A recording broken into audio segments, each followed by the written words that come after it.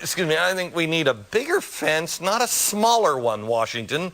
It called for weak employer verification with no serious fingerprint digital system required. 2 senators, including Barack Obama, thought the ID verification was still a little severe.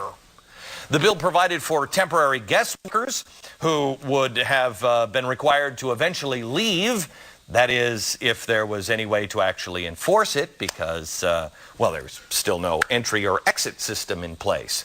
The bill would have relied on the trust of criminals. Yeah, it's estimated that 30,000 illegal immigrant gang members are already here in the United States trafficking in drugs and guns, and those undocumented thugs would get a special visa if they just signed a little piece of paper, a renunciation of gang affiliation. Oh, I promise I'll drop those bad gangs. Oh, I'm not part of them anymore. Why not just save the paperwork and just make them cross their hearts, hope to die, and stick a frickin' needle in their eye? And last but not least, the Heritage Foundation estimated this amnesty bill would have cost the American taxpayers $2 trillion. I mean, all this fun stuff in one bill, and it still didn't pass? What a shock. But even with all of the common sense reasons why this immigration reform bill should not have made it into law, tonight, here's what you need to know. Politicians don't like to take no for an answer. Be warned, all this bull crap from this bill is going to find its way into other bills. That's just the way Congress and politicians roll. It's up to we the people to keep watch, keep them honest, and keep our borders safe.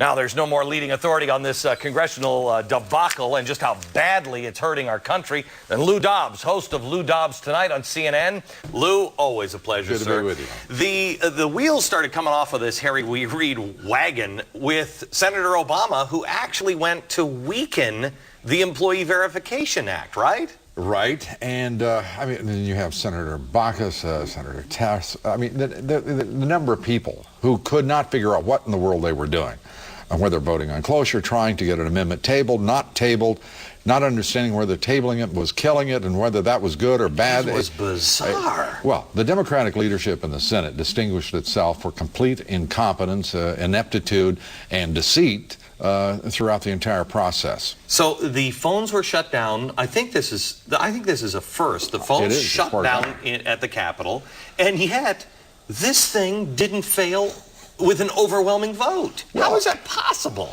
Well, 14 votes on cloture, while not overwhelming, but out of 100 folks, that's a pretty good margin by my count, especially when it had prevailed in the earlier vote Tuesday. So I'm thrilled that enough senators showed the character, the capacity, and commitment to the national interest for a change to actually defeat what had been a devastating piece of legislation. You are more of an optimist on this than I am then, because I look at this and I see, you know, look, eagles fly high, but weasels never get sucked into jet engines. Why were so many people... I gotta think about that. Think about that one. Why are so many weasels being willing to be sucked into a jet engine? They were willing to buck the system. Right. And for what agenda? What was driving this? I truly believe that what we will remember this day for, you know, one of my favorite quotes of the day, Senator Lindsey Graham of South Carolina, who as far as I'm concerned should be, I hope the voters of South Carolina come to their senses. He said this, remember this day if you vote no. I think every American ought to remember this day because for the first time in a long time, Glenn, the American people actually heard their voices being heard in the United States Senate. And there are not many examples of that happening. And it was weird that it took so much to get them to listen to us. I think most people in this country, working men and women, their families, actually believe their so-called elites, whether they're in academia, the media, politics, or business. You know, there's always been a trust between the people and those folks that the elites will look after their interests. So they'll pay attention to Paris Hilton, Anna Nicole Smith, watch American Idol, whatever it is, in peace, but no more, because they know these rats are going to sell them out to corporate America, special interests, ethnocentric interests, and a heartbeat. So when that's changing. When somebody like Graham says that, or Chertoff says, hey, we've lost our $4.4 billion, do they now have a scapegoat when we're hit by the next terrorist attack and say, Well, you know, they had an expired visa. They came across the border, but we tried to do something, but you wouldn't do anything. This sorry excuse for a Secretary of the Department of Homeland Security, Michael Chertoff, the fact that he has not secured these borders, the fact that he would suggest that $4.4 billion is the difference between securing our borders and our ports and not, is reprehensible. This man has spent the last few weeks lobbying Congress instead of running the departments that provide for our security.